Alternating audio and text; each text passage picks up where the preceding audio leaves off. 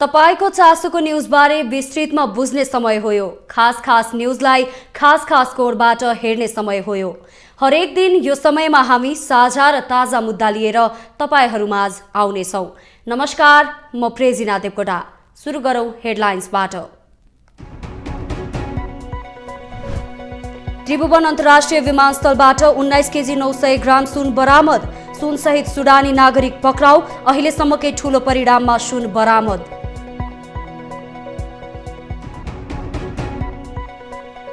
Bikini किलरको नामले चर्चित Charles सोब्राजको Nepal बसाईको औपचारिक अन्त्य।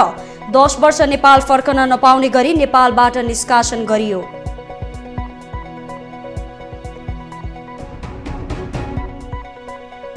सीके राउतले मधेसी भाषामा खाएको शपथप्रति मधेसी आयोगको आपत्ति। कुन आधारमा मधेसी भाषामा शपथ लिएको भन्दै संसद सचिवालयलाई आयोगको प्रश्न।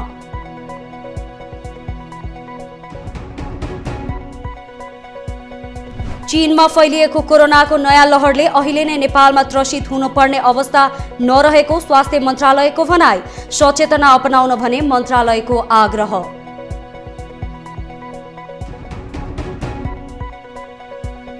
र म्याग्दीको रघुगंगा गाउँपालिकाका विद्यार्थी दैनिक 4 घण्टा हिँडेर विद्यालय धाउँदै।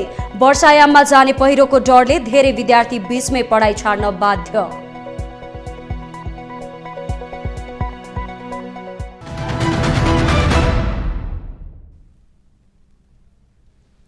त्रिभुवन अन्तर्राष्ट्रिय विमानस्थलबाट 19 केजी सुन बरामद भएको छ। विमानस्थल भन्सार कार्यालयका अनुसार करिब 19 केजी हाराहारीको सुन सहित सुडानी नागरिक पक्राउ परेका छन्। पक्राउ पर्ने सुडानी नागरिक करिब 32 वर्षका पुरुष हुन्। एकै व्यक्तिले यति ठूलो मात्रामा सुन ल्याएको यो पहिलो पटक भएको पनि भन्सार कार्यालयको भनाइ छ। ती सुडानी नागरिकले ल्याएको लगेजबाट 19 केजी 900 ग्राम सुन बरामद भएको हो। उनी फ्लाइ दुबईको विमानबाट साँझ विमानस्थलमा अवतरण गरेका थिए। बरामदी प्रक्रियापछि उनलाई अनुसन्धानका लागि प्रहरी वृत्त गौशालामा पठाइएको छ।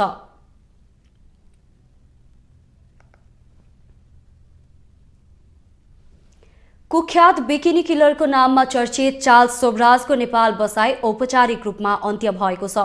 19 वर्षभन्दा बढी समय नेपालमा जेल जीवन बिताएका सोब्राज सर्वोच्च अदालतको आदेश बमोजिम रिहा भएपछि उनलाई उनको देश फ्रान्स पठाइएको छ।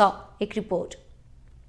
सर्वोच्च अदालतको आदेशपछि सोब्राजलाई केन्द्रीय कारागारबाट मुक्त गर्न 2 दिनको समय लागेको थियो। आचरणमा आएको सुधार र 75 वर्ष नागेका ज्येष्ठ नागरिकको हैसियतमा सोब्राज कारागार मुक्त भएका हुन्। बिहिबार सर्वोच्च अदालतले रिहा गर्न आदेश दिएपछि केन्द्रीय कारागारले उनको मुद्दा रहेको काठमाडौँ र भक्तपुर जिल्ला प्रशासन कार्यालयबाट आवश्यक कागज मगाएको थियो। आवश्यक प्रक्रिया पूरा गरेपछि अध्यागमन विभागले 10 वर्षसम्म नेपाल फर्कन नपाउने गरी सोब्राजलाई नेपालबाट निष्कासन गरेको हो। नेपाल सरकारले चाहिँ उहाँलाई छिटो भन्दा छिटो पठाउने या नराख्ने भन्ने निर्णय गरिसकेको हुनाले अब उहाँको कागजपत्र र टिकट हुने बित्तिकै कुनै पनि बेला पठाइहाल्ने भन्ने निर्णय भयो। अनि उहाँहरूले पनि अब उहाँको टिकटको पनि व्यवस्था गर्नु पर्यो, ट्राभल डकुमेन्टको पनि व्यवस्था गर्नु पर्यो भन्नुभयो। अनि त्यसपछि मैले अब तुरुन्तै टिकटको व्यवस्था गरिदिएँ। उहाँको फ्रान्सबाट पैसा पनि मगाइदिएँ मैले डलर साट्न ओर्नको लागि। अनि यता टिकटबाट चाहिँ अब यता फ्रेन्च एम्बेसीमा पनि ट्राभल डकुमेन्टको काम अगाडि बढ्यो। अब उहाँहरू ट्राभल डकुमेन्ट लिएर यहाँ आउँदै हुनुहुन्छ। टिकट इस्यु भइसक्यो। उहाँ 6 बजे कतार एयरवेजबाट दोहा हुँदै भोलि बिहान 6:30 बजे पेरिस पुग्ने गरी जाँदै हुनुहुन्छ। मलाई यहाँ बस्नुपर्ने बाध्यता भएको भए मात्रै मेरो बस्ने कुरा हो। तर आइएम ह्याप्पी। म कारागारबाट यहाँबाट उहाँ म यो प्रहरीकै सुरक्षामा कोहीसँग केही कुराकानी नै नगरिकन म सिधै घर जाने हो। I am happy. This is what I wanted भन्नुभयो उहाँले पनि। सोब्राजलाई केन्द्रीय कारागारबाट अध्यागमन विभागले सम्पूर्ण प्रक्रिया पूरा गरी साँझ 6 बजेको कतार एयरलाइन्सको QR 647 उडान मार्फत उनलाई स्वदेश फिर्ता गरिएको छ। सोब्राजलाई उस्तै कपडामा डमीसँगै उच्च सुरक्षाका साथ विमानस्थल पुर्याइएको थियो। दोहामा सोब्राजको ट्रान्जिट हुनेछ भने भोलि शनिबार बिहान पेरिस पुर्याइनेछ। रिहा भएपछि सोब्राजले 10 दिन नेपाल बस्ने इच्छा व्यक्त गरे पनि अध्यागमनले त्यसलाई इन्कार गरेको थियो। सोब्राजको चलाखी बुझेको नेपाल प्रहरीले पनि उनलाई फ्रान्स डिपोर्ट गर्दा नै उत्तम हुने सुझाव दिएको थियो। नेपाल घुम्न आएका क्यानेडियन महिला क्यारियरे लरेन्ट र अमेरिकन नागरिक कोन्नी जो ब्रेन्जीको हत्या आरोपमा शोभराज दोषी ठहर भई थुनामा बसेका थिए। आफूलाई चार्ल्स शोभराजको श्रीमती बताउने गरेकी कानून व्यवसायी निहिता विश्वासले सुरक्षा चुनौती रहेकोले आफू र शोभराज फ्रान्स जान चाहेको बताए पनि उनले जान भने पाइनन्। शोभराजले आफू एक्लै जाने बताएपछि निहिताको फ्रान्स जाने चाहना रोकिएको हो। शुक्रबार थुनामुक्त भएपछि देश फर्काइएका शोभराजले जेलमा भएको बखत नै निहितासँग विवाह गरेका थिए। यो विवाहपछि निहिता एकाएक चर्चामा आएकी थिइन्।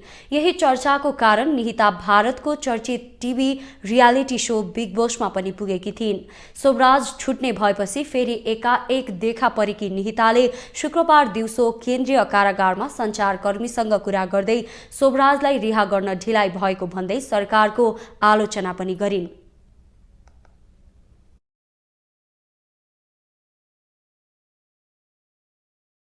मिडियाको कारणले गर्दाखेरि चाहिँ कोर्टलाई चाहिँ डिसिजन मेकिङ गर्नलाई चाहिँ एकदम प्रेसराइज भएको थियो। त्यो कारणले गर्दाखेरि चाहिँ even on basic grounds, on humanitarian grounds, on legal grounds सबै कुरा हामीले अदालतबाट मात्र एक्नोलेज भइसकेपछि बाहिर मिडियामा आएर रिलिज गरेपछि कन्फर्मेसन सबै कुरा गरेर छ। So it's been finally long awaited time, we are elated.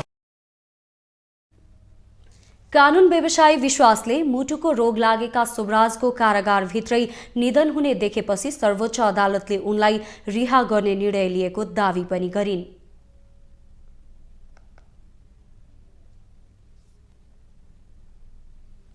जनमत पार्टीका अध्यक्ष एवं प्रतिनिधि सभाका सदस्य चन्द्रकान्त राउत सीके राउतले मधेसी भाषामा लिएको शपथप्रति मधेसी आयोगले आपत्ति जनाएको छ। आयोगले कुन आधारमा मधेसी भाषामा शपथ ग्रहण गर्न दिएको भन्दै संसद सचिवालयलाई प्रश्न समेत सोधेको छ। राउतले बिहिबार संघीय संसद भवनमा आयोजित नवनिर्वाचित सांसदहरूको शपथ ग्रहणमा मधेसी भाषामा शपथ लिएको प्रति आयोगले आपत्ति जनाएको हो। आयोगले मधेसी आयोगका साथै सरकारी सूचीमा समावेश नभएका भाषामा शपथ ग्रहण गराउँदा त्यसले अन्य भाषाहरूमाथि नकारात्मक प्रभाव पर्ने पनि प्रश्न पारेको छ। नवनिर्वाचित सांसद सीके राउतले बिहिबार मधेसी भाषामा शपथ ग्रहण गरेपछि उक्त भाषामा शपथ ग्रहण गर्न मान्यता दिन नहुने पनि आयोगले स्मरण गराएको छ। यसैबीच राउतको गृह जिल्ला सप्तरीमा पनि विभिन्न संघ-संस्थाले मधेसी भाषाको शपथ लिएको भन्दै उनको विरोध गरेका छन्। जनमत पार्टीका अध्यक्ष राउत सहित उनका दुई सांसदले विनिता कुमारी सिंह र अनिता देवीले मधेसी भाषामा शपथ खाने भन्दै संसद सचिवालयमा नाम लेखाएका थिए।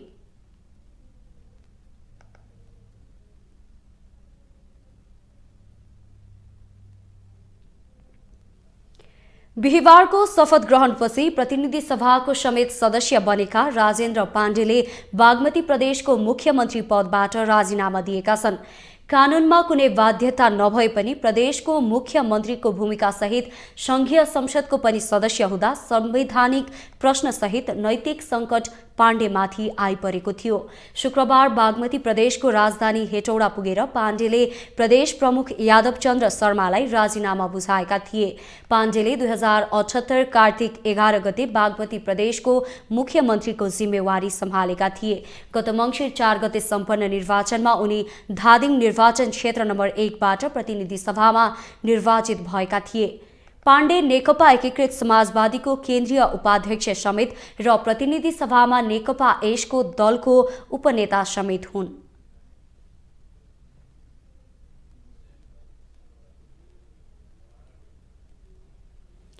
तपाईलाई न्यूज इनसाइटमा पुनः जोड्नेछौं। हामीलाई भर्खरै मात्र प्राप्त जानकारी अनुसार बाराको महागढीमाई नगरपालिकामा अज्ञात समूहले चलाएको गोली लागि एकजना भारतीय नागरिकको मृत्यु भएको छ। भुतही पुल नजिक चलेको गोली लागेर 50 वर्षीय शिवपूजन रायको मृत्यु भएको हो। गोली लागेर गम्भीर घाइते भएका रायको उपचारको क्रममा मृत्यु भएको जिल्ला प्रहरी कार्यालय बाराले जनाएको छ। मोटरसाइकलमा आएका 2 जना व्यक्तिले गोली चलाएर भागेको प्रत्यक्षदर्शीले बताएका छन्। यसै विषयमा थप जानकारी दिनका लागि हाम्रा सहकर्मी साजिर मन्सुर यति बेला हामीसँग प्रत्यक्ष सम्पर्कमा हुनुहुन्छ। साजिर, गोली हामीलाई भर्खरै मात्र प्राप्त जानकारी अनुसार बारामा गोली चलाई एकजनाको मृत्यु भएको छ भन्ने जानकारी आएको छ। यसको बारेमा हामीलाई विस्तृतमा जानकारी गराउनुस् न।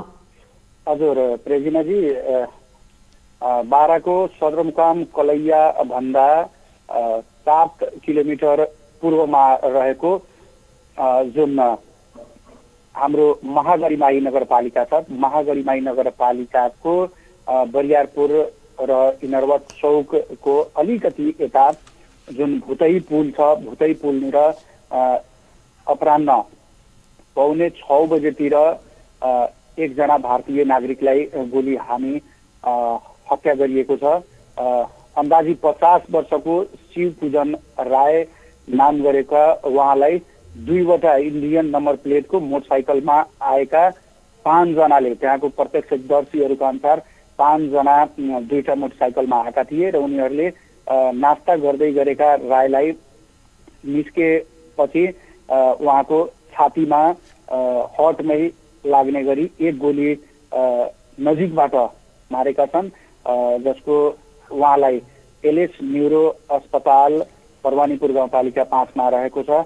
त्यहाँ लगिँदा त्यहाँका अस्पतालका प्रशासन इन्चार्ज नन्देश सिंहले उहाँको पहिले नै मृत्यु भइसकेको जानकारी गराउनु भएको थियो। अब यो हुलाकी सडक पर्ने धेरै नै बिजी बाटो र यो बाटोमा खास गरी भारत बिहारको छमलादानो बस्ने रायको ज्यान गएको बुझिएको छ। यसबारेमा अब थप अनुसन्धान भइरहेको छ। गोली चलाउने र हत्याराहरूको खोजी गरिरहेको छौँ भनेर बारा प्रहरी प्रमुख होविन्द्र बोगटीले जनाएका छन्। रेजिना, बारा प्रहरीले अब गोली हान्नेको खोज तलास भइरहेको जनाएको छ। बारा प्रहरीका प्रमुख एसपी होविन्द्रले उनीहरूको खोजी तलासी भइरहेको जनाएका छन्। अहिले मृतक चाहिँ को हुन्, व्यवसायी हुन् अथवा नेपाल किन आएका थिए? नेपालमा उनको मुख्य कारण उहाँको छोरीको यहाँ बिहे भएको छ। महागढीमाई नगरपालिकामा छोरीलाई भेट्न आएका थिए। छोरीलाई भेटेर नजिकैको पसलमा उहाँ नास्ता गर्दै थिए र नास्ता गरिरहेको बेलामा प्रत्यक्षदर्शीका अनुसार त्यही होटलमा पहिलेदेखि नै ताकेरै बसेका 5 जनाले 2टा मोटरसाइकल नम्बर प्लेट इन्डियन नै थियो। उनीहरू पहिलेदेखि नै त्यहाँ बसेका थिए र नास्ता गरेर बाहिर निस्कने बेलामा उहाँलाई गोली हानिएको प्रत्यक्षदर्शीले बताएका छन्। हस्, जानकारीका लागि धन्यवाद साजिर। अब लागौं बाँकी न्युजतर्फ। नेपालको धेरै ठाउँमा कोरोना संक्रमितको संख्या 0 रहे पनि चीनमा देखिएको नयाँ लहरले फेरि एकपटक सबैलाई त्रसित बनाएको छ। चीनमा देखिएको नयाँ ओमिक्रोन BF7 प्रजातिको नयाँ भाइरसबाट संक्रमित 3 जना भारतमा पनि फेला परेका छन्। चीनमा अवस्था नियन्त्रण बाहिर पुगेपछि भारतले उच्च सतर्कता अपनाएको छ। नेपालमा भने कस्तो अवस्था छ त? सहकर्मी विमला रोकाले स्वास्थ्य तथा जनसङ्ख्या मन्त्रालयका प्रवक्ता डाक्टर सञ्जय कुमार ठाकुरसँग गरेको कुराकानी अबको क्रममा। नेपालमा भन्ने हो भने हाम्रो कतिपय अवस्थामा जिरो रिपोर्टिङ पनि छ। 1000, 1500, 2000 जाँदाखेरि पनि 1-2 जनामा मात्रै देखिन्छ। त्यो प्रेस ब्रिफिङमा पनि हामी रेगुलरली अपडेट गरेकै छौँ। चाइनामा अहिले नयाँ भेरिएन्ट आएको छ, ओमिक्रोन BF7 भनेर आएको छ। त्यो ओमिक्रोनकै अर्को भेरिएन्ट हो। कोरोना अथवा कुनै पनि भाइरस, कोरोनाको अलिकति बढी छ यो चेन्ज भइराख्ने, म्युटेसन भइराख्ने, तर कुनै पनि भाइरसको म्युटेसन चाहिँ हुन्छ, जेनेटिक म्युटेसन हुन्छ कि त्यो जिन नै चेन्ज हुन्छ भाइरसले, अर्कै रूप लिन्छ। अब त्यो कुन बेला लिन्छ भन्दाखेरि जुन बेला एकबाट अर्कोमा धेरै सर्छ, जुन बेला अर्कोमा सरेर मल्टिप्लाई गर्छ, मल्टिप्लाई गर्ने क्रममा जेनेटिक चेन्ज हुन्छ भाइरसमा, अनि त्यो अर्को रूप लिएर निस्किन्छ। अनि अहिले चाइनामा जुन BF7 देखिएको छ त्यसमा अलि तीव्र रूपमा सङ्क्रमण फैलिने दर छ भन्ने सूचनाहरू आएको छ। त्यसै भएर एकै समयमा धेरै लार्ज पपुलेसनमा एकैचोटि इन्फेक्सन सर्यो भने गाह्रो हुन्छ। हेल्थ इन्फ्रास्ट्रक्चर जतिसुकै एडभान्स भए पनि सबैले बेड नपाउन सक्छ। बेड पाएन भने उचित स्याहार उपचार भएन भने सिरियस हुन्छ। सिरियस भयो भने अलिकति ICU र मा भर्ना हुने, डेथ हुने सम्भावना हुन्छ। चाइनामा अहिलेको अवस्था त्यही देखिरहेछ, एकैचोटि लार्ज पपुलेसनमा देखिरहेको छ। त्यही भएर स्वास्थ्य संस्थाहरू अलिकति ओभरबर्डेन्ड भएको छ, बेडहरू नपाउने अवस्था देखिएको छ। त्यो पनि न्युज मिडियाहरूबाट आएको, इन्टरनेसनल न्युज र नेसनल न्युजहरूबाट आएको। केही न्युजहरू हिजो अस्ति के आयो भन्दाखेरि इन्डियाको 2-3वटा सहरमा पनि त्यो भेरिएन्ट चाहिँ नि पुष्टि भयो। त्यही हिसाबले हामीले पनि अलर्ट जारी गर्यौँ र देशभरिकै स्वास्थ्य संस्था र क्वारेन्टाइन सेन्टर, बोर्डरहरूमा भएको क्वारेन्टाइन सेन्टर र हाम्रो विमानस्थलमा भएको क्वारेन्टाइन जुन छ अनि त्यो सिस्टमलाई हामी अलर्ट गर्यौँ र स्वास्थ्य संस्थामा हामीले पहिलो र दोस्रो कोरोनाको जुन वेभ थियो त्यो बेलामा हामीले यथेष्ट इन्फ्रास्ट्रक्चर बिल्डअप गऱ्यौँ। हाम्रो इडिपीसँगको सहयोग र सहकार्यले र हाम्रो आफ्नै गभर्मेन्टको पनि एक्टिभ इन्भल्भमेन्टले र भनौँ न प्रोएक्टिभ नेसले गर्दाखेरि हामीले धेरै नै डेभलप गरिसकेका छौँ इन्फ्रास्ट्रक्चरहरू। वीर होस्पिटलकै नामै चेन्ज भयो, कोभिड सेन्ट्रल हस्पिटल भयो। देशभरि नै आइसियुदेखि, एचडियुदेखि, भेन्टिलेटरदेखि, अक्सिजन ट्याङ्कदेखि, अक्सिजन प्लान्टदेखि सम्पूर्ण ठाउँमा व्यवस्थित छ। सम्पूर्ण कुराहरू यथावत नै छ, सिस्टमहरू इन प्लेस छ। त्यही भएर अहिले नै डराइहाल्नुपर्ने र आत्तिनुपर्ने, चिन्ता गर्नुपर्ने अवस्था छैन। अब रह्यो ग्लोबल युगमा, अहिले त ग्लोबलाइजेसनको युगमा पुरै विश्व एउटा सानो गाउँ जस्तो भइसक्यो। आवागमन एक ठाउँबाट अर्को ठाउँमा इजिली छ।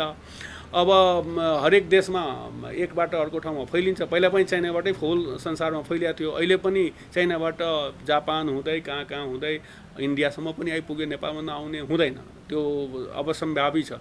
तर यो जेनेटिक म्युटेसन्सहरू यो यसको नेचर नै हो, पछि पनि हुन्छ। आज चाइनामा अर्को आयो, भोलि इन्डियामा अर्को आउला, नेपालमै पर्सि अर्को आउला। जे आए पनि अब सबै भेरिएन्ट भनेको कोभिड नै हो भने बुझ्नुपर्छ, कोरोना नै हो।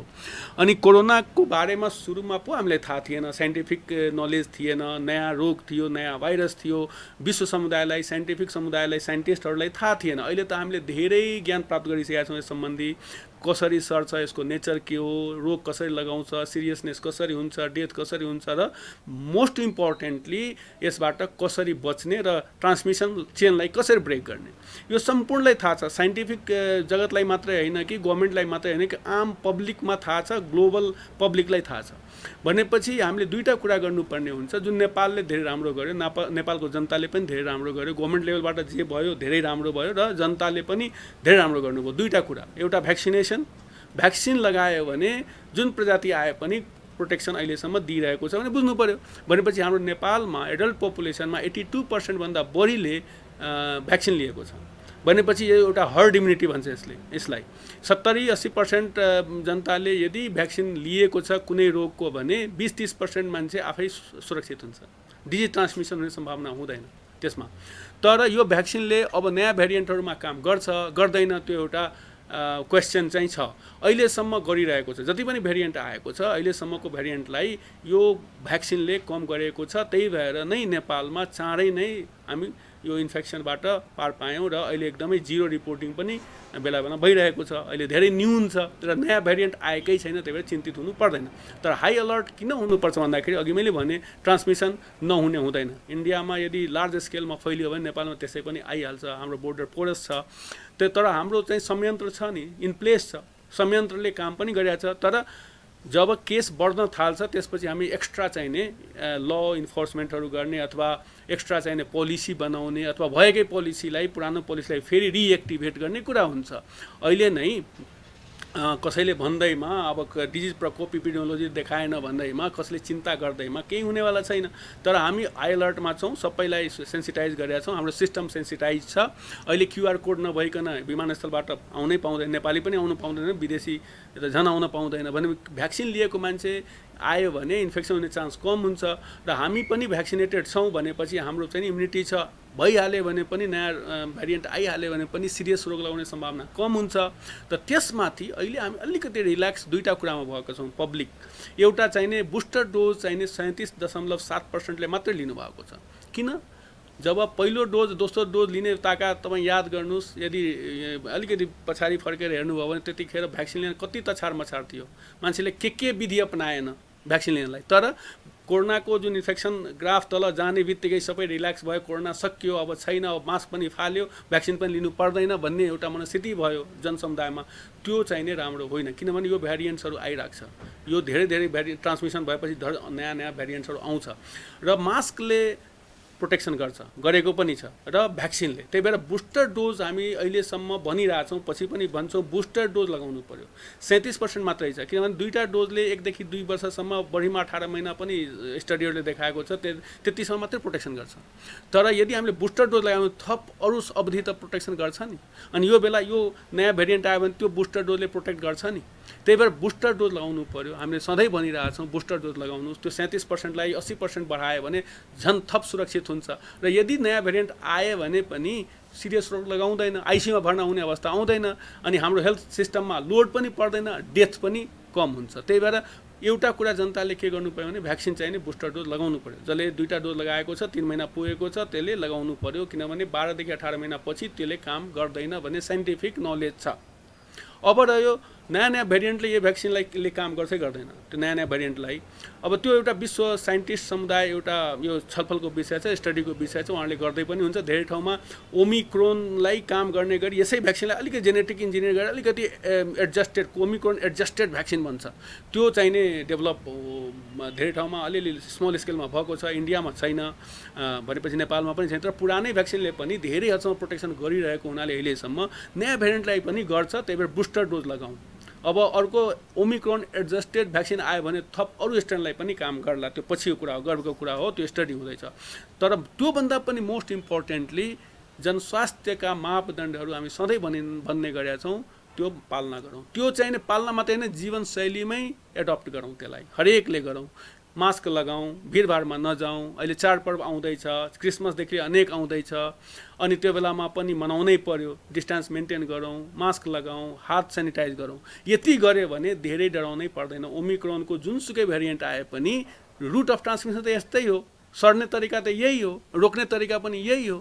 त्यो तरिका हामीलाई थाहा छ, सुरुमा पो थाहा थिएन, अहिले तरिका थाहा छ। र भ्याक्सिन यदि बुस्टर डोज लगायो भने 2टा तरिकाले डिजिज चाहिँ बर्डन चाहिँ धेरै हुँदैन, आए पनि धेरै सिरियस हुँदैन, डेथ हुने सम्भावना एकदमै कम हुन्छ। भनेपछि यो 2टा गऱ्यो भने दिमागमा धेरै टेन्सन भएन नि त, टेन्सन लिनु पर्दैन। अरू यदि भइ नै हाल्यो भने पनि, रोगै पनि लाग्यो भने हाम्रो इन्फ्रास्ट्रक्चर जुन बिल्डअप भएको छ, देशैभरि भएको छ, काठमाडौँभित्र र काठमाडौँ बाहिर, त्यो यथेष्ट छ, त्यो एकदमै राम्रो छ। र एक्सपिरियन्स स्टाफ पनि छ, अहिले ट्रेन्ड स्टाफ पनि छ। हामीले 2-2चोटि जति पनि हामीले ट्याकल गऱ्यौँ, राम्रो गऱ्यौँ। र विश्व समुदायमा नेपालले हासिल गरेको भ्याक्सिनेसन कभरेज उदाहरणीय छ, प्रशंसनीय छ। उहाँहरूले आफै प्रशंसा गर्नुभएको छ। 80% भन्दा माथि, इभन इन्डियामा पनि भ्याक्सिनेसन कभरेज छैन, भनेपछि धेरै धेरै ठुलो देशहरूमा पनि छैन जुन नेपालले एचिभ गर्यो। त्यही भएर अहिले हाम्रो इन्फेक्सनको सङ्क्रमण दर चाहिँ नै कम भएर गएको कारण त्यही हो। र पब्लिकले पनि धेरै राम्रो गर्नुभयो। त्यतिखेर त्रासले होस्, जेले होस्, मास्क लगाउने, यी कुराहरू जनस्वास्थ्यका मापदण्डहरू पालन गर्ने धेरै राम्रोसँग गर्नुभयो। तर अहिले रिल्याक्स देखिरहेको छ। त्यही भएर त्यो रिल्याक्सेसन अहिले छोड्नु पर्यो।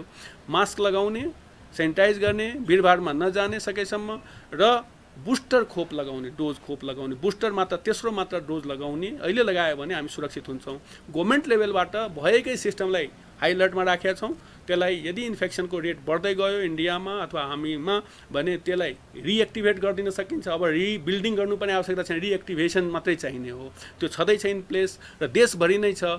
र क्वारेन्टाइन सिस्टमलाई फेरि हाम्रो एक्सपिरियन्स छँदैछ। अहिलेलाई क्युआर कोड छ, पछि हामी त्यसमा अझै स्ट्रिक्ट गर्न सक्छौँ। क्वारेन्टाइनलाई, सिम्प्टोमेटिक केसलाई त्यही क्वारेन्टाइनमा रोक्ने व्यवस्था पनि गर्न सक्छौँ। भित्र आउन नदिने कुरा हुन्छ, अथवा 72 घण्टाको PCR टेस्टिङ गर्न हुन सक्छौँ, जुन पहिला हामीले सक्सेसफुली गरेका थियौँ। त्यो अहिले तत्कालै आवश्यक छैन। अहिले 2टा कुरा गरिदियो भने पुग्छ। हाम्रो क्वारेन्टाइन अलर्टमै छ, हामीले हिजो अस्ति त्यो सूचना पनि राख्यौँ, र हेल्थ सिस्टमलाई पनि हाई अलर्टमा राखेकै छौँ। र इन्फेक्सन दर अहिले कम भए पनि इन्डियाबाट आउने सम्भावना, अरू देशबाट आउने सम्भावना छ। क्युआर कोड भ्याक्सिनेसन सहित मात्रै प्रवेश पाउँछ। तर मास्क चाहिँ अनिवार्य गर्छौँ। अहिले सरकारी लेभलबाट अहिले एडभोकेसी मात्रै गरेका छौँ, अनिवार्य अहिले सर्कुलर गरेका छैनौँ। तर सबैले आफै लेभलबाट पनि अनिवार्य गरिदियो भने, पब्लिकले आफै पनि मास्क अनिवार्य गरिदियो भने, सरकारले भनेपछि मात्रै गर्ने भन्ने हुँदैन। आफ्नो प्रोटेक्सन आफैले पनि गर्नु पर्यो। अब त्यस्तो अवस्था आयो भने हामीले त्यो अनिवार्यता पनि पहिला गरे जस्तै गर्न पनि सक्छौँ। क्वारेन्टाइनलाई पनि सिस्टमेटाइज गर्छौँ। शिक्षामा सबैको पहुँच भन्ने नारा मात्र घन्काइएन, शिक्षालाई मौलिक अधिकारभित्र पनि समेटियो। तर नेपालको दुर्गम क्षेत्रमा अझै पनि शिक्षा प्राप्त गर्नु कति दुष्कर छ भन्ने प्रमाण समय समयमा पाइने गरिएको छ। यस्तै अवस्था भोग्दै आएका छन् सुगम भनिएको म्याग्दीका एक गाउँपालिकाका विद्यार्थीले, जहाँ विद्यालय पुग्न र फर्किन दैनिक 4 घण्टा हिँड्नुपर्छ। एक रिपोर्ट। म्याग्दीको रघुगङ्गा गाउँपालिका 6 स्थित रायखोर आधारभूत विद्यालयमा अध्ययनरत विद्यार्थी दैनिक 2 घण्टा हिँडेर विद्यालय जान बाध्य छन्। सडक सञ्जालले समेत नछोएको ठाठी र मूलपानीका कक्षा 1 मा अध्ययनरत विद्यार्थी भीर पहिरो थिचोल्दै विद्यालय जान बाध्य छन्। गाउँपालिका भित्रको सबैभन्दा विकट मध्य मानिने दुवै गाउँका बालबालिकालाई लक्षित गरी मूलपानीमा बाल विकास केन्द्र सञ्चालन गरे पनि त्यसभन्दा माथिको पढाइका लागि 27 परिवारका विद्यार्थीले वर्षौंदेखि यस्तै पीडा झेल्दै आएका छन्। बिहान उठ्ने बित्तिकै खाना खाएर विद्यालय जानुपर्ने बाध्यताले धेरै विद्यार्थी नियमित विद्यालय पुग्दैनन्। कक्षा 1 देखि 5 रायखोर र 6 देखि 10 का लागि पाखापानी र छिमेकी कुइने मंगलेको रितुङ माविमा जानुपर्ने भएकाले कतिपय बीचमै विद्यालय छोड्न बाध्य छन्। 12 जना विद्यार्थीहरू छन्। यहाँबाट पास भएर एक कक्षामा जाँदाखेरि उता रायखोर जान्छन्, तर त्यहाँ जानलाई 1 घण्टा 1.5 घण्टा लाग्छ। उनीहरूलाई एकदमै गाह्रो छ। गाउँबाट विद्यालयसम्म पुग्ने पैदल मार्गमा 4 वटा ठूलो पहिरो भएकाले असारदेखि भदौ महिनासम्म विद्यार्थीलाई समस्या हुने गरेको छ। दैनिक 4 घण्टाको यात्राले थकाइ लागेर पढ्नै सक्दैनन्। गाउँमै कक्षा 5 सम्म पढाइ हुने विद्यालयको आवश्यकता छ। कक्षा 1 देखि 3 का विद्यार्थीको अवस्था देखेर निकै दुःख लाग्ने गरेको स्थानीय अभिभावकको भनाइ छ। सर अब पहिरो हुन्छ उता नि, अब अहिले बर्खा 1 महिनासम्म उही होस्टेल राख्यो गाउँपालिकाले। यता नि त्यही हो, पहिरो छ। त्यही भएर पहिरोमा दुःख भएर उतै पढ्छु उतै के हो भनेर भन्छ अब सानो बच्चाले नि। असार भदौ महिना बाढी पहिरो र मङ्सिर फागुनको छोटो दिनमा विद्यार्थीलाई समस्या हुने गरेको छ। थकानले गृह कार्य गर्न र पढ्न गाह्रो हुने भएकाले बाल विकास भएको स्थानमा कक्षा 1 सम्मको अनुमतिका लागि पहल भइरहेको स्थानीय अगुवा बताउँछन्। 9-10 जना विद्यार्थीहरू जानुहुन्छ। बाल कक्षा उत्रेर 9-10 पाससम्मलाई चाहिँ 13 जना जानुहुन्छ र ठुलो ढुङ्गाहरू छन् बर्खा समयमा। त्यो हिसाबले चाहिँ समस्या भनेको यहाँको एजेन्डा माग भनेको चाहिँ कक्षा 1 सम्म थप गर्न पाए भन्ने एजेन्डा छ। घण्टौं यात्रा गर्दा थकानले गृह कार्य गर्न र पढ्न गाह्रो हुने गरेकाले शैक्षिक गुणस्तरमा समेत कमी आएको विद्यालयको भनाइ छ। 1 देखि 5 सम्म अध्ययन गर्नुहुन्छ, अनि क्लास 5 गरेपछि हाम्रो गाविस, पहिला त गाविस भन्नुपर्थ्यो, अहिले हाम्रो ओडामा जानको लागि लगभग पैदल यात्राले 3 घण्टा समथिङ 3 घण्टा लाग्छ। एकदमै दुःख छ। जिल्लाका अति विकट बस्तीमा नियमित सवारी साधन सञ्चालन हुने भए पनि विद्यार्थीलाई सहुलियतको व्यवस्था नहुँदा दैनिक विद्यालयसम्म पुग्न घण्टौंको यात्रा गर्न बाध्य छन्। आर्थिक रूपमा विपन्न बालबालिकाले कोठा भाडामा लिएर बस्न नसक्ने अवस्थाका कारण ज्यानको बाजी राखेर घरबाटै विद्यालयसम्म धाउनु परिरहेको छ। एनएमबी ब्याङ्कका प्रमुख कार्यकारी अधिकृत सीईओ सुनिल केसीलाई नेपाल ब्याङ्कर सङ्घको कार्यवाहक अध्यक्षको जिम्मेवारी दिएको छ। नेपाल ब्याङ्कर सङ्घको अध्यक्षबाट कृषि विकास ब्याङ्कका प्रमुख कार्यकारी अधिकृत सीईओ अनिल उपाध्याय बाहिरिएसँगै केसीलाई सो जिम्मेवारी प्रदान गरिएको हो। कृषि विकास ब्याङ्कमा उपाध्यायको कार्यकाल सकिएको कारण सङ्घमा उनी जिम्मेवारविहीन बनेका थिए। वाणिज्य ब्याङ्कमा सीईओ रहँदासम्म ब्याङ्कर सङ्घमा कार्यकारी भूमिकामा रहन पाउने प्रावधान अनुरूप उपाध्याय बाहिरिएका हुन्। केसीले जिम्मेवारी शुक्रबारबाट नै सम्हालेका छन्। सबैलाई देखाएर वा सरोकार राख्ने सबै पक्षको उपस्थितिमा भेटी गनिन्छ। हरेक दिन चढाएको भेटी भोलिपल्टको दिन बिहानदेखि गन्ने गरिन्छ। सर्वसाधारणले समेत देख्न मिल्ने गरी गनिएको भेटीको दुरुपयोग पनि हुन छाडेको छ। म्याग्दीको प्रख्यात गलेश्वर धाममा स्थापित यो चलनले मन्दिरको पूर्वाधार विकासमा ठूलो सहयोग पुग्नुका साथै ठूलो रकम मन्दिरको नाममा विभिन्न वित्तीय संस्थामा जम्मा हुँदै आएको छ। म्याग्दीबाट सहकर्मी हरिकृष्ण गौतमको यो रिपोर्ट हेरौं। मन्दिरमा ठूला पर्वको साँझसम्म भेटी संकलन गरी प्रहरीकै उपस्थितिमा मुचुल्का गरिन्छ। रातभर प्रहरीकै सुरक्षामा भेटी र चाबी कोषमा राखिन्छ। भोलिपल्ट बिहान सरोकारवाला निकायको उपस्थितिमा प्रहरी चौकीबाट मन्दिर परिसरमा ल्याएर कोषका पदाधिकारीले हस्ताक्षर गरे लगतै भेटी फिजारिन्छ। सबैले बसेर खनखनी पैसा गन्ने गर्दछन्। म्याग्दीको बेनी नगरपालिका 9 मा अवस्थित मन्दिरमा सधैँ यस्तै हुने गरेको छ। देशभरका ठूला मन्दिरहरूको भेटी दुरुपयोगका खबर सार्वजनिक भइरहेको अवस्थामा गलेश्वर मन्दिरमा विगत 1 दशक यता मन्दिर परिसरभित्र सर्वसाधारणले समेत प्रत्यक्ष अवलोकन गर्न मिल्ने गरी भेटी गन्ने चलन बसाइएको छ। मन्दिरको भेटी सदुपयोगमा स्थानीयवासीले समेत सघाइरहेका छन्। बिहानै 7 बजेदेखि करिब 12 बजेसम्म लगातार भेटी गन्ने गरिन्छ। भेटी सार्वजनिक गरिएको बेलामा आवश्यकता अनुसार सामाजिक सञ्जालको प्रयोग तथा सञ्चार माध्यमलाई समेत जानकारी दिने गरिन्छ। भेटी गन्ने क्रममा मन्दिरमा आएका भक्तजनहरूको समेत चासो बढ्न थालेपछि चाहना भएकालाई गन्ने स्थानमा समेत राख्ने गरिएको गलेश्वर शिवालय क्षेत्र विकास कोषले जनाएको छ। हाम्रो यहाँको चाहिँ कार्यालय सहयोगीलाई त्यहाँ हामी चाहिँ कुर्न लगाउँछौँ, प्रहरीलाई पनि हामी खबर गर्छौँ र चाहिँ सुरक्षा साथ राखिन्छ। र भोलिपल्टै 7 बजे हाम्रो चाहिँ यहाँ चाहिँ विभिन्न चाहिँ अब यहाँका गलेश्वरवासीहरू समितिका मान्छे अब हाम्रो चाहिँ यहाँ चाहिँ सशस्त्र प्रहरीका साथीहरू पनि आउनुहुन्छ र सबैको रोहबरमा बाकस खोलेर गनिन्छ। पहिलो मुचुला उठाइन्छ, पैसा गनिन्छ, अनि पैसा गनेपछि त्यो मुचुकमा सही गरिन्छ। कोषका पदाधिकारी, कर्मचारी, गलेश्वर आमा समूह, प्रहरी र स्थानीयवासीको उपस्थितिमा भेटी गर्न थालिएपछि भेटीको दुरुपयोग रोकिएको प्रत्यक्ष देख्न सकिन्छ। भेटीको यो सदुपयोगले गलेश्वर शिवालयको पूर्वाधार विस्तारमा समेत ठूलो भूमिका खेलेको कोषको भनाइ छ। सिजनको बेलामा चाहिँ 10-12 दिनमा नि गरिन्छ, अफ सिजनको बेलामा महिनाको एकचोटि, अलि सिजन भयो भने चाहिँ महिनाको 2 चोटि त गरिन्छ। साउने सोमबार, बाला चतुर्दशी, शिवरात्रि र साउने सोमबारको हरेक हप्ताको मंगलबार भेटी सार्वजनिक गर्ने गरिन्छ भने अन्य महिनामा प्रत्येक 15 दिनमा सार्वजनिक गर्ने गरिएको छ। बिहानदेखि बेलुकीसम्म भक्तजनले दर्शन गरेपछि प्रहरी स्थानीयवासीको सक्रियतामा भेटी संकलन गर्ने गरिन्छ। भेटीको सदुपयोग हुन थालेपछि भक्तजनको चापसँगै करोडौंको पूर्वाधारका साथै भक्तजनलाई निशुल्क भोजन सहितका सुविधाहरू समेत थपिएको कोषले जनाएको छ। 2057 सालदेखि 67 सालसम्म मन्दिर व्यवस्थापन समितिको खातामा 31 लाख जम्मा भएको थियो, जुन मन्दिरको आमदानी हो। विगतमा चढाइएको भेटीको पुजारीदेखि सर्वसाधारणले समेत दुरुपयोग गर्ने गरेका थिए। धेरै भेटी संकलन हुने ठाउँमा सीसी क्यामेरा जडान सहित निगरानी, पुजारीलाई तलब सहित खाना बस्ने व्यवस्था गरिएपछि भेटी ह्वात्तै बढेको छ। हाल मन्दिरको वित्तीय संस्थामा 3 करोड 10 लाख 43 हजार रहेको छ भने वार्षिक भेटी 42 देखि 45 लाखसम्म संकलन हुन्छ। तपाईलाई न्यूज इनसाइटमा पुनः जोड्नेछौं। अन्योलमा परेको पहिलो संस्करणको नेपाल टी20 क्रिकेट लीग प्रतियोगिता सञ्चालन गर्नुपर्दा नेपाल क्रिकेट संघ क्यानका अध्यक्ष चतुरबहादुर चन्दलाई भने सरकार चलाउनु भन्दा पनि गाह्रो परेको छ।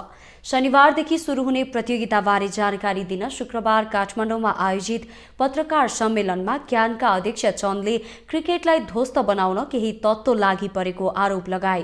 क्रिकेट संघ चलाउन दक्षिण एसियामा नै सरकार चलाउन भन्दा गाह्रो रहेको अनुभव सुनाउँदै उनले कसैको व्यक्तिगत स्वार्थ क्रिकेटमा पर्न दिन नहुने बताए।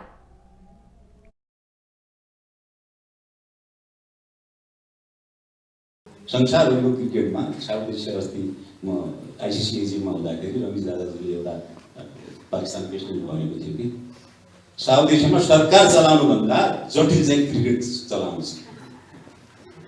हो पनि म देखिरहेको छु, यत्रो मेहनत गरेर इमान्दारीहरू लाग्दै कत्रो राजनीति, चुनाव हारेको दिनको क्रिकेट सङ्घको राजनीति, त्यसपछि त्यसभित्रको गुट, त्यसपछि उपगुट होइन। त्यस कारण म के भन्दिनँ, तपाईँलाई सबै थाहा छ कसैले क्रिकेटको बजारलाई कब्जा गरेर हालैमाले भएर नेपाल क्रिकेटको शोषण गरेको लागि त क्यानको हकमा, खेलाडीको हकमा यो त सबै भन्नुहोस्, रोक्नुहोस्। खेलाडीलाई 15 लाख 5 लाख 10 लाख दिनु गलत थियो, हामीले गर्ने प्रस्ताव गलत थियो। क्यानका लागि पैसा माग्दै गर्दा, बनाउँदै गर्दा जिल्ला क्षेत्रलाई दिन्छु, हामी यसबाट क्रिकेट ग्रासरुट क्रिकेट डेभलप गर्छौँ, गल्ती थियो भनेर भन्नुहोस्। पत्रकार सम्मेलनमा दिएको जानकारी अनुसार नेपाल टी20 क्रिकेट लीग प्रतियोगिताको विजेताले 55 लाख नगद पुरस्कार पाउनेछ। यस्तै उपविजेताले 30 लाख, तेस्रो स्थान हासिल गर्ने टिमले 10 लाख र चौथोले 5 लाख रुपैयाँ पुरस्कार पाउनेछन्। प्रतियोगिताको प्लेयर अफ द सिरिजले 5 लाख प्राप्त गर्दा उत्कृष्ट बलर र उत्कृष्ट ब्याटरले 2,50,000 पाउने क्यानले जनाएको छ। इमर्जिङ प्लेयरले 1,80,000 पाउनेछन्। 6 टोलीको सहभागिता रहेको प्रतियोगिताका खेलहरू त्रिभुवन विश्वविद्यालयको क्रिकेट मैदान कीर्तिपुरमा खेलाइनेछ। देश विदेशका यस्तै विभिन्न विषयवस्तुसँग हामी तपाईलाई जोडिरहनेछौँ न्युज इनसाइडमा। नमस्ते।